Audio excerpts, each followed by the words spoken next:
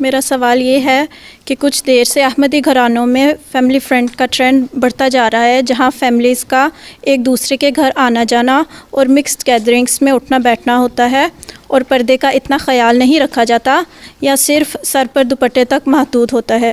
ان سے اس بارے میں بات کی جائے تو یہ دلیل دیتے ہیں کہ ہمارے بچے آپس میں پلے بڑے ہیں اور یہ میرے ماں باپ، بہن بھائی یا بیٹی بیٹا جیسے ہیں۔ اس بارے میں حضور ہماری رہنمائی فرمائیں۔ بات یہ ہے کہ یہ ایسی طریقہ غلط ہے،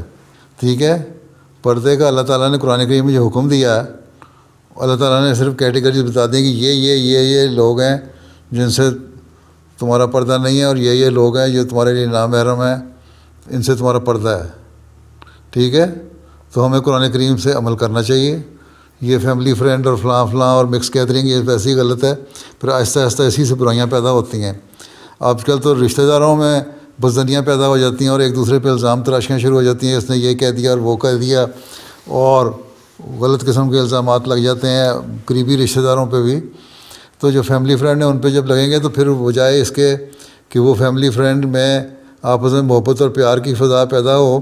وہاں رفٹ پیدا ہونی شروع ہو جاتی ہے۔ ہاں فیملی فرینڈ اگر ہیں تو مرد مردوں کے حصے میں جائیں، عورتیں عورتوں کے حصے میں جائیں، لڑکیاں لڑکیوں میں بیٹھیں، لڑکے لڑکوں میں بیٹھیں، آپس میں مکس گیدرنگ کرنا، اور پھر اکٹھے بیٹھ کے کھانا کھانا اور کھیلنا اٹھنا بیٹھنا ایک حد تک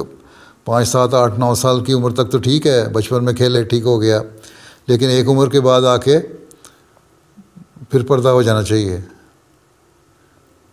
ہمارے زمانے میں تو یہ رواج تھا کہ ایک عمر تک لڑکیاں لڑکے کھیلتے تھے، اس کے بعد ایک حجاب آ گیا تھا، لڑکیاں خود ہی کہہ دیتی تھیں اب ہم تمہارے ساتھ نہیں کھیلیں گے کیونکہ اب ہم بڑی ہو گئی ہیں، اب ہمارا پردہ ہے، ایک حجاب ہے۔ آن رسول نے فرمایا حیا ایمان کا حصہ ہے، تو اگر حیا ہو تو اس قسم کی باتیں ہو ہی نہ پیدا۔ تو یہ جو برائیاں ہیں یہ پیدا ہوتی ہیں معاشرے کا جو رنگ ہے اس کو اختیار کرنے سے۔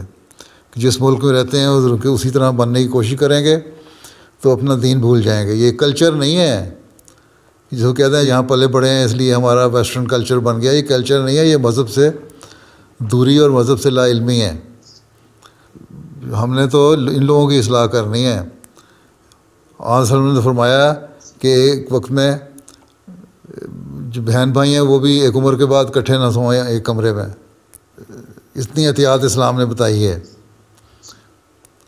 اس لیے ہمیں احتیاط کرنی چاہیے، اور یہ فیملی فرینڈ کے نام پہ جو ہوتی ہیں نا اسی طرح برائیاں پیدا ہوتی ہیں اور پیدا ہو رہی ہیں، اور بعد میں پھر لوگ پچھتاتے ہیں اور پھر بعد میں لکھتے بھی ہیں بعض۔ تو اس لیے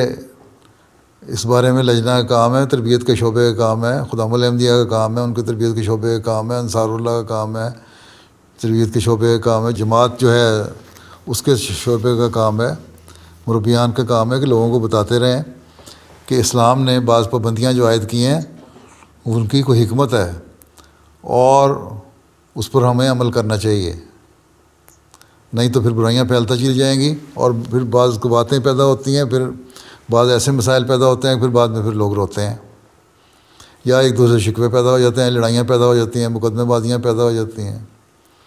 اس لیے پہلے کیوں نہ اسلام کی تعلیم پہ عمل کیا جائے، ٹھیک ہے؟ جی جزاک اللہ حضور۔